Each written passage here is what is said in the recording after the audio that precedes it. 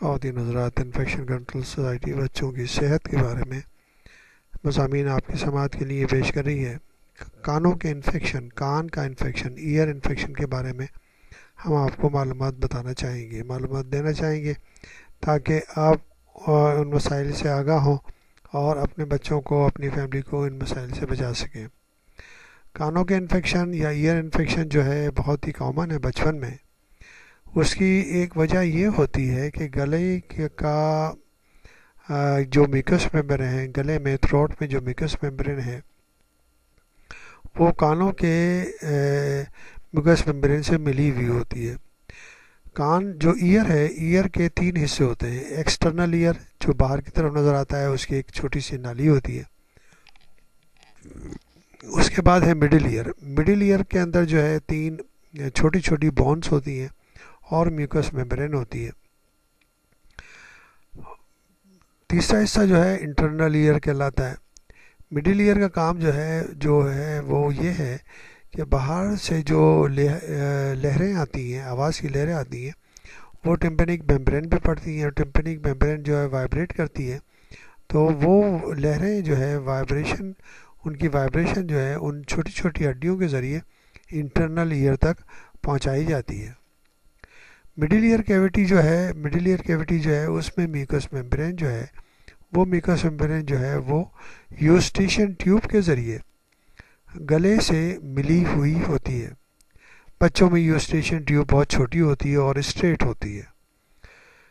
تو جب بھی بچے کوئی کھانا وانا کھاتے ہیں یا پیتے ہیں یا کوئی ایسا شربت وغیرہ پیتے ہیں یا کچھ اس قسم کی چیزیں، شوربہ وغیرہ یا اس قسم کی چیزیں لیتے ہیں، تو وہ فوراً کان میں جا سکتا ہے، گلے سے کان میں جا سکتا ہے۔ اسی طرح جب گلا خراب ہوتا ہے تو اس سے انفیکشن بھی جا سکتا ہے۔ جب گلا خراب ہوتا ہے، اس کی رطوبت، اس کے جراثیم، وہ بھی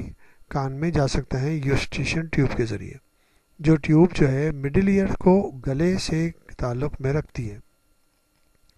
تو جب بچے کا گلا خراب ہوتا ہے تو وہ فوراً ہی انفیکشن جو ہے کان میں بھی پہنچ جاتا ہے، اور کان میں انفیکشن پہنچ جائے تو اس میں بھی پہلے سوجن آتی ہے، سوجن کے بعد پس بھی پڑ جاتی ہے۔ پس پڑنے کے بعد یہ ہوتا ہے کہ ٹمپینک ممبرین جو کہ بہت باریک سی جھلی ہے ایکسٹرنل ایئر اور مڈل ایئر کے درمیان میں، وہ بہت باریک سی جھلی ہے، وہاں پر اگر کوئی سوراخ ہو جائے تو کان بہنے لگتا ہے اور پس جو ہے کان سے باہر آنے لگتی ہے۔ اگر پس باہر آنے لگے تو معلوم ہوگا کہ کان کے اندر انفیکشن ہے،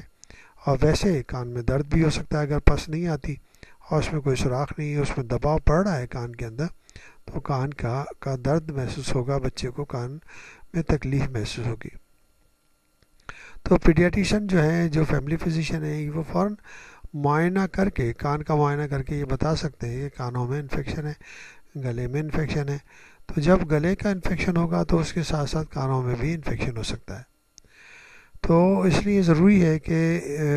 جب بھی اس قسم کے مسائل ہوں، جب علامتیں ظاہر ہوں، بچہ چھوٹا ہے، بار بار ہاتھ سے کان کی طرف لے کے جاتا ہے، یا اگر ذرا سمجھدار بچہ ہے تو وہ بتا بھی سکتا ہے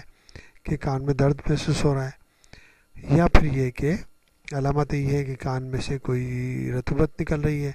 یا کان میں سے پیپ آ رہی ہے، پس آ رہا ہے، تو اس سے معلوم ہو سکتا ہے کہ کانوں کا انفیکشن موجود ہے۔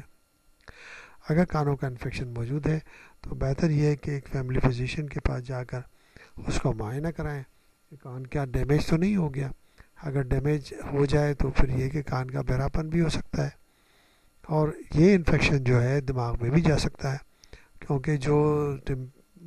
مڈل ایئر کیویٹی ہے وہ دماغ کی جو کیویٹی ہے اس کو ایک بہت ہی پتلی سی بون سے الگ کرتی ہے، اور اگر وہ بون انوالو ہو جائے انفیکشن میں تو وہاں سے انفیکشن دماغ میں بھی جا سکتا ہے اور میننجائٹس کاز کر سکتا ہے۔ تو اس کو آسان نہیں لینا چاہیے، اس کو بالکل نظر انداز نہیں کرنا چاہیے، بلکہ صحیح طرح ڈاکٹر کے پاس جا کے اور ان سے مشورہ کر کے اس کا پورا علاج کرنا چاہیے۔ اور اگر ڈاکٹر جو ہے لیبارٹری ٹیسٹ کے لیے بتائیں تو لیبارٹری ٹیسٹ کرانا بہت ضروری ہو جاتا ہے، کیونکہ صحیح اینٹی بائیوٹک، صحیح میڈیسن جو ہے لیبارٹری ٹیسٹ سے ہی معلوم ہو سکتی ہے کہ انفیکشن کس جراثیم سے ہے اور اس جراثیم کو کون سی دوائیں ختم کر سکتی ہیں۔ تو بہتر یہ ہوگا کہ پہلے تو انفیکشن نہ ہونے دیا جائے، اگر انفیکشن ہو بھی جائے تو اس کو بہت اچھے طریقے سے ٹریٹ اور علاج کرا کے ختم کرنا چاہیے تاکہ دوبارہ انفیکشن نہ ہو سکے۔ انفیکشن ختم ہونے کے بعد بھی احتیاط ضروری ہوتی ہے کہ اگر کان میں چھوٹا سوراخ ہے تو پانی کان میں نہیں جانا چاہیے، کیونکہ باہر کا پانی اندر جائے گا تو وہ آلودہ پانی ہوگا، آلودہ پانی اگر اندر جائے گا تو جراثیم بھی لے جائے گا اور کان میں دوبارہ انفیکشن پیدا ہو سکتا ہے۔ تو یہ احتیاطی تدابیر اختیار کر کے کانوں کے انفیکشن سے بچا جاتا ہے۔